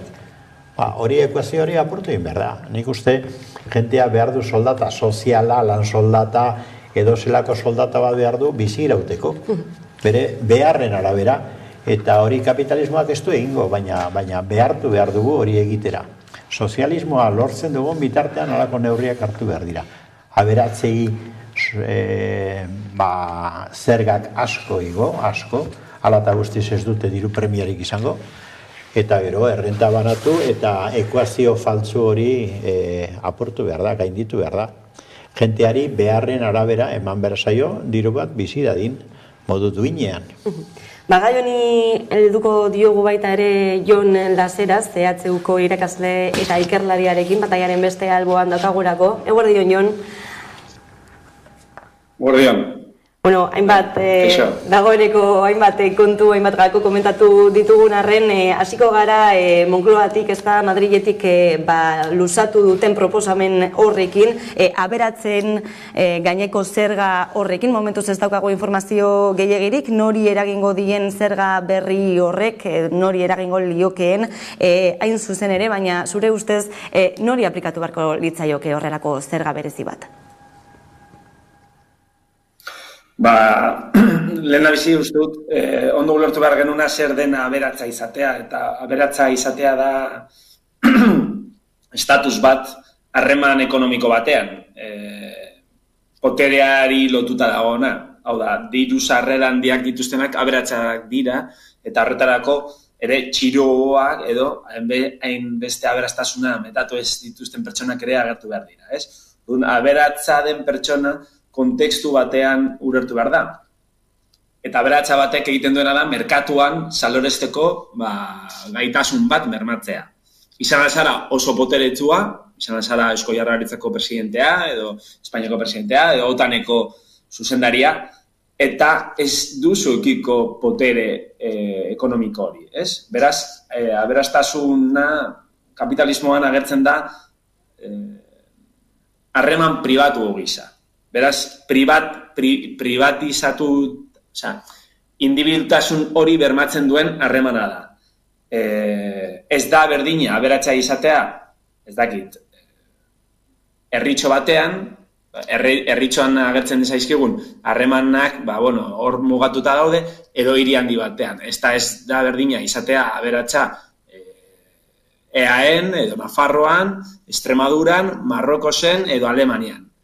Orduan, esango nukeena da, nortzuk diren gai aberatsei inpostu horiek jartzeko, ez? Beraz, gaur egungo ekonomia globalean, naiz eta hemengo agian Euskal Herrian agertzen ditugun aberatsak, pertsona aberatsak, aberastasun handia duten pertsonak izango dira, agian alderatzen baditugu San Franciscoko Silicon Valley enpresariei, ez dira aberatsak. Beraz, gaur egun ekonomia globalan esango nuke badaudela pertsona batzuk mundu mailan oso aberatsak direnak. Eta ara jundarko gineateke ziurrenik, agertzen zezkigun kontraesan handiak beste bide bat emateko. Beraz, zer izan daiteke aberatsa? Depende zein den soldata maila, badaude hortan portzentai pillo. Txiroa izan alda, bataz-besteko errentaren 60% ez dena iegatzen. Baina, ez da berdina hori Luxemburgon eta EAen, adibidez, ez? Orduan, Euskal Herrian zer izango zen, 1.000 euro lortzen duten pertsona baino gehiago urtean, milioi bat hori eztabaida bat da, eta ere, hortikan atzean adierazten du klase gatazka dagoela, ez? Beraz, gaur egun suertatu diren fenomenaria, egia da, enpresari batzuk, sekulako irabaziak izan dituztela, adibidez energetikoak, ez? Eta hoiei, oraingoz, bermatzen ari gara, haien dirua multiplikatzera eta handitzera. Aurreko krisian gertatu zen berriro beste klase kapitalista batekin, izan zirela bankuak. Haiei krisiaren ondoren ere bermatu zitzaien haien diru sarrerak eta boterea kristoren dirua sistema finanziarioan sartuz. Joan zaigu, konexioa Jon Laserazekin, hain interesgarria zena. Bai, momentu batez izoztuta gelditu zara, baina badago. Bai, orduan, uste dut, egon beharko litzatekeela eztabaida zuzena eta publikoa, gure lurraldean zen nolako aberastasuna dakaguna, olako, ez dakit, errolda bat egitea, publikoa egitea, eta ea, zen nolako maila jartzen ditugun, hori eztabaida publikoan sartu behar zen, ez? Batzuk egiko dituzte haien diru sarrerak lanaren gandik, gehiengoak garela horiek, eta beste batzuk izango dira, renta, patrimonioa dela eta ez dituzten rentak edo ere enpresan sortu direko errentak lortzen dituztenean. Adibidez, niretzako badaude aberastasun batzuk, adibidez,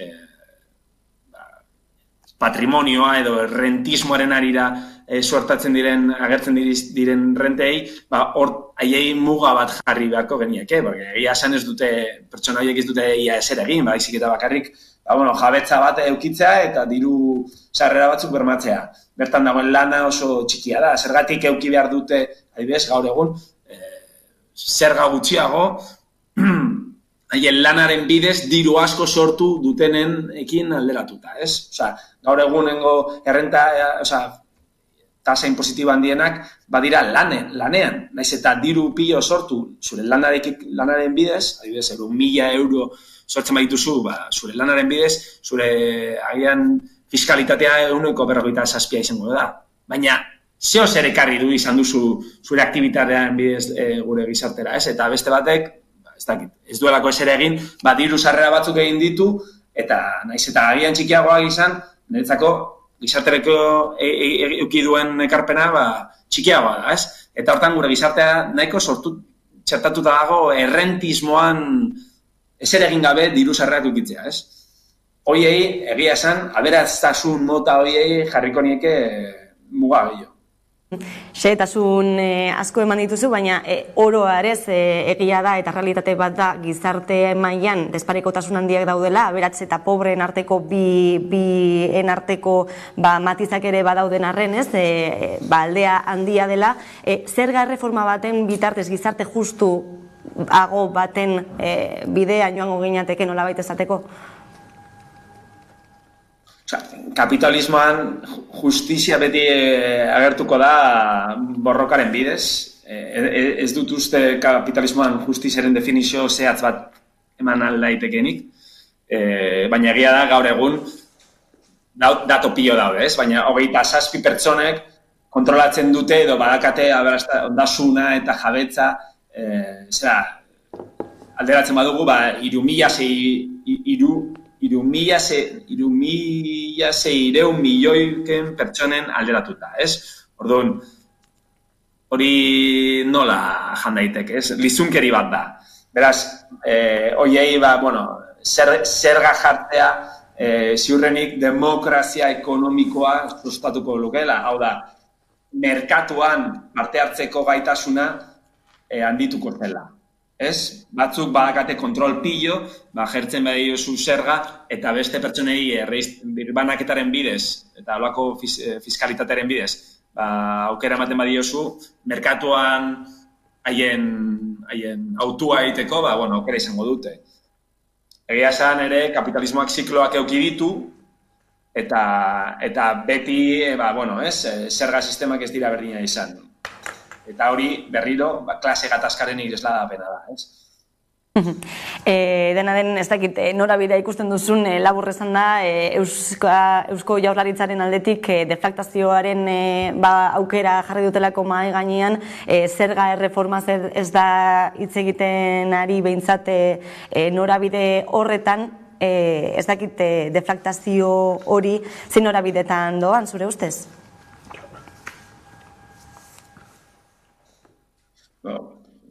Ziurrenik, lehen labizi berriro, lehen aria esan duena, herri batean esartzen diren politikak ziurrenik oso mugatuka izango direla.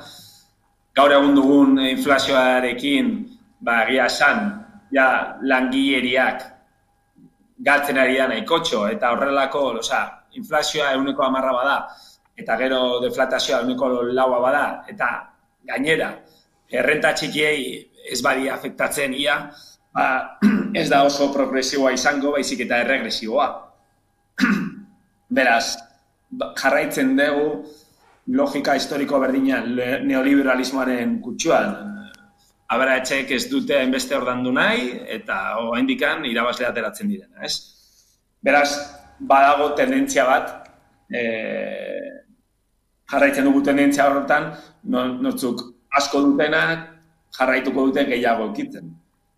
Beraz, Eusko Jaurlaritzak proposatzen ari diren fiskalitate reforma ez da nahikoa eta, estatuaren datuei begira adibidez, ikusi dezakegu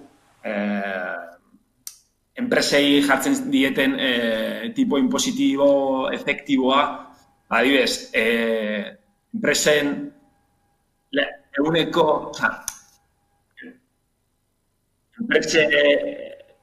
enpresa handienak ordaintzen duten zerga efektiboa, Espainia mailan dela euroko 3,49. Eta sortzen duten enpresen irabazkien 35%. Hau ez dute asko ordaintzen. Eta Euskal Herrian ere holako tendentziak ditugu, beraz, enpresek jarraituko dute moskinak eukitzen, zerga gutxi ordaintzen, eta orain egiten diren partxeak ez dute asko aldatuko. Jon Laseras. Elektoralismoan sartu dezakegu. Bai, amaitu nahi baduzu. Eta, horrengo urteetan egon baderia elekzioak, erreforma hauek ez dira oso nabarmenak izango, eta batez ere da, jendean aurrean, olako postura azaltzeko, bale? Osondo, Jon Laseras, Euskal Herriko Unibertsitateko ikerlaria eta irakaslea eskerrik asko, gaurkoan gurean izategatik eta gako guzti hauek ematagatik ere. Eskerrik asko zuei. Debatea badago, ez? Eta sakonki aztertzeko modukoa ere bada, baina ez dakite apunteak hartzen aritu zaretela, baina egia da, ez? Zergak egon badaudela, ez direla progresiboak eta gainera ikusten ari garela, horiek betearazteko ez dagoela mekanismo gehiagirik, ze egia da, ez? Zerga sozietatean ikusten dugu nola enpresa handiek ez duten behar beste ordaintzen, eta beraz, bakoitzak, Carmelo, ez dakite zuk zer apuntatu duzun, zein hori otera duzun? Bai, oso interesgarria ditu zait, baina oso eztabaidagarria ere, bai, hainbat puntutan, ez da. Inpresio eman dit, seguruenik esen bere intenzioa, baina planteatu duela aberatzaren izaera, izaera individual bezala. Ze aberatz, nondik aberazten da, eta ze aberatz klase daude, eta bar. Nik uste falta dela hor konzeptuan, nire ustez, eta da klase konzeptua. Hau da, klaseak daude eta klase borroka dago. Eta aberatzak ez dira gizabanakoak produzioaren bidez edo renten bidez aberaztu diren persona, baizik eta klase bateko partaidea dira. Eta hau ez da bakarri marxismoak aspaldi esan zuen zerbait, azterketa zientifikoa eginez, soziologikoa eta zientifikoa gizartearena, baizik eta errepikatu dena, oraintsu estatu batuetako hiperaberatze batek esaten zuen, begira, jakina dagoela klase borroka, eta kontua da, klase borroka horretan aberatzok irabazi egin dugula. Esaten zuen hola, lotzari gabe. Orduan, claro, aberastasuna ez da persona konkretuen lorpen bat. Da klase borrokaren ondorio bat, da kapitalismo konkretu honen ondorio bat, da hori batetik. Bestetik, disoziazio txiki bat egin du, politikariak adibidez, aipatu ditu presidenteak eta bar, eta aberastasuna. Tamalez, kapitalismoan disoziazio hori ez da erreala, esango du zergaitik. Boterea daukanak oroar baliatu egiten da boterea aberasteko. Eta hor sortzen ari da, hemen gurean, sortzen ari da patriziatua. Hau da, patrizioa sortzen dira, eta dira injustu ere kargu politiko gorren eta daudenak, eta baliatzen dira zuzenean euren familien bitartez, talde aberatzak egiteko. Eta hori gertatzen ari da kapitalismoaren ezaugarri bat ere. Botere politikoa eta botere ekonomiko-finanzieroa lotu egiten dira, inbrikatu, ate birakariak eta hainbat adibide ditugu, eta hor klase zapaltzailearen barruko partaide egiten dira politikariak eta baliatzen dira aberasteko ere. Hori fenomeno interesgarri bada. Eta gero, aberazte sistema ez da bakarrik errenta kobratzea, da oinordetza adibidez. Niretzat erabat injustua den zerbait, kapitalismoan. Zergatik ni jaio naizelako familia batean hiperaberatzea izango naiz, besterik gabe. Oinordetza hartzen dudalako. Eta beste milaka persona familia aberatza ez dutenak, hor ibiliko dira pobrezian, ez da? Hori da injustizia bat, jatorritik kapitalismoa markatzen duena. Eta da iturri bat. Hau da, dana doa klase borrokari eta klaseen sistemari lotua. Aukerrena da kapitalismoak birsortzeko, egitura hau birsortzeko eta berrindartzeko, egiten duela produzio sistema ere horren menpe jarri. Gaur egun ari gara ikusten, osasuna, medikuntza edo produktua besterik gabe bi eratakoa direla gero eta gehiago. Batzuk egiten dira ia zuzenean aberatzentzako, hiperaberatzentzako, Ferrari kotxeak ikusi ditugu, adibide bada. Baina osasun sistema egiten da paraleloan pribatua eta elitezkoa aberatzentzako, eta horiek luzeago bizi dira, ez da broma bat, luzeago bizi dira, eta hori gure artean ikusten dugu. Eta gero, osakidetza edalako sistema dira, masarentzako eta hor errezago hiltzen dira, da gazteago hiltzen dira, hori horrela da, ez da broma bat. Eta hezkuntza sisteman segregazioaren kontra hitz egiten da, baina hemen privatizazioa elikatzen da, maila guztietan, da zer esanik ez unibertsitate mailan. Patrizio hoien eta aberatzen seme-alabak sarritan, begira zazue, nazioarteko unibertsitate garestitan ikasten dute. Hori ez da kasualidadea. Orduan, klase egitura begiratu behar da lehenago, eta sakonago, eta kapitalismoak sortzen duen aberastasuna ez da gizabanakoena. Baizik eta nik uste klase jarrera organizatua eta antolatua dala. Baian? Nire apunten artean apuntau dut, Jon de las Heras egin dauela bi bereizketa, superaberatsak dienak eta 1.000 euro irabazten dituztenak, niretako biak da super urrun, Eta nik ikusten dutena da, berak, adirazen dago moduan, errenta bizi diezen hainbat pertsonak, hori, gazten artean entzuten hasi ganaz, hori dela objektibo bat, errenta hori buruz eta segatxik ezin dut ni bai kobrau errenta bat eta lanik ez egin, kapitalismo honek lortzen ari dana da jendia lan nahi ez izatea, Zoegatik egon bizare 8 ordua, jotake lan, 1.000 euro gatik, gero beste pertsona bat, ez dakit bere aita edo ez dakit bere aitona dela kristoneko enpresario bat, ezer egin gabe, kristoneko dirutza daukola, edo kristoneko txea, eta ez da salokairurik, ez hipotekarik ordainuko, Orduan, nire ustez, hori da arazlarriena, ez da bakarrik klase baten izatea edo klase baten jaiotzea, baizik eta klase hori nahi izatea lortzia, Osea, ni pobrea naz, edo, klase ertainikoa naz, baina nire aspirazioa da, aberatsa izatea, eta horrera bizi behar gari gazteok, hori lortzen ari dira. Arrazoia Maialenek eta gainera konzeptu bat dago, oso popularra egin da, pelotazoa. Hau da, pelotazoa eman. Nola, mila modu, edo hezkuntza baten bidez, edo oinordetza bat, erentzia bat jasoz, baina nire ametsa izango da pelotazo bat ematea. Pelotazoa da definizioz. Horregatik ateratzen dira loteriak eta kasa da apuestak eta... Baina hori da kapitalismoni lotutako sortzen den ideologia bat. Ideologia bat eta meritokrazia eta ez da lanetik eta lortzen, baizik eta pelotazoen bidez, hola da. Amaitu horretik, baita ere komentatu behar dugu, bihar, eta gaiz aldatuta, bihar abortu legezko seguretatearen eguna dugula, nazioartean, aldarrikapenaren eguna, eta garrantzi berezia hartzen duena batez ere bizi garen kontestuan, ultraeskuinaren gorakadaren kontestu horretan, ikusi dugu estatu batuetan gertatutakoa, ikustekoa da Italian zer gertatuko den, Meloniren garaipenaren ostean, Maialen, zenolako testu ingura ikusten duzu? Oso latza.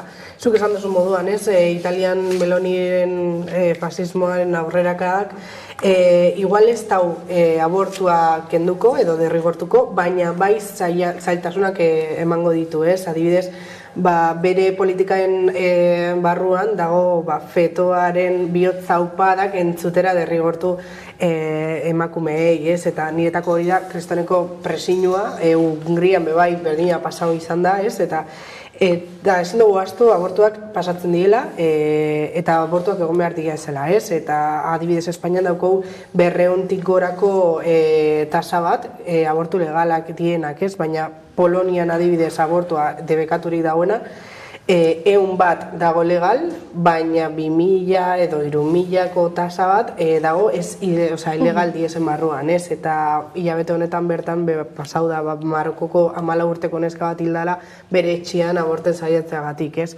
Eta hori errealitatea da, ezin dugu derrigortu, abortua paso egin behar diezelako, eta emakumeak eta bere osasuna arazotan sartzen dugu halako gauzak derrigortzen, ez? Carmelo, zerbait gehitu nahiko zenuke? Bai, nik uste dut normalean gu bizi garen gizartean, lorpen batzuk izan ditugu abortuaren inguruan, da eskara konturatzen munduko hainbat eremutan oraindik ere debekatua dagoela eta penatua dagoela abortua, edotan manipulatua, bi kasuak ematen dira. Non dago penatua eta debekatua? Nicaragua, Salvador, República Dominicana, edo eta hurbilago Maltan edo Andorran adibidez, penatua daude. Eta gero non da manipulatua? Txinan, ikaragarria da. Han abortu egiten da, baina egiten da helburu politiko batekin. Eta da abortu medikoa deitzen direnak aplikatzen dituzte demografia apaltzeko. Hau da, hori zen helburu bat, sistemarena, eta abortua bakarrik kasu horietan. Eta hortik kanpo bada, murriztu egiten da ikaragarri izta. Hau da, estatu interesen araberako abortu egiten da, ez personen interesen araberakoa. Nik uste dut eskandalu ikaragarri badala. Eta hori da egoera, eta, gero, Italian esan duzu, estatu batuetan, da abortua libre zen batokitan atzerak ari dira egiten. Politika reakzionarien ondorioz, orduan, badago premia de emergentzia bat. Nik uste dut abortuaren alde mugimendua indartzeko bai, mundu guztiak. Biharko egun hori aitzaki hartuta ez, abortu legal seguru eta doakoaren aldarria entzungo da berriro ere, eta jakin ezazue baita ere, biharko egunean, azaroak iraiak 28an, kolpez zaio berezia emitituko dugula, abortuaren gainean hain zuzen ere, gaueko 10:00 aurrera. Beraz, eskerrik asko beste benguran izatagatik, Carmelo Aranda eta Maialen Ferreira, eta kolpez zaio berezi horren aurrerapen batekin utziko zaituztegu, eta gero, eguneko albiste nagusiak, eguneko albiste nagusienak, Karolina Suarez lankidaren eskutik, beti bezala, orain, gero arte.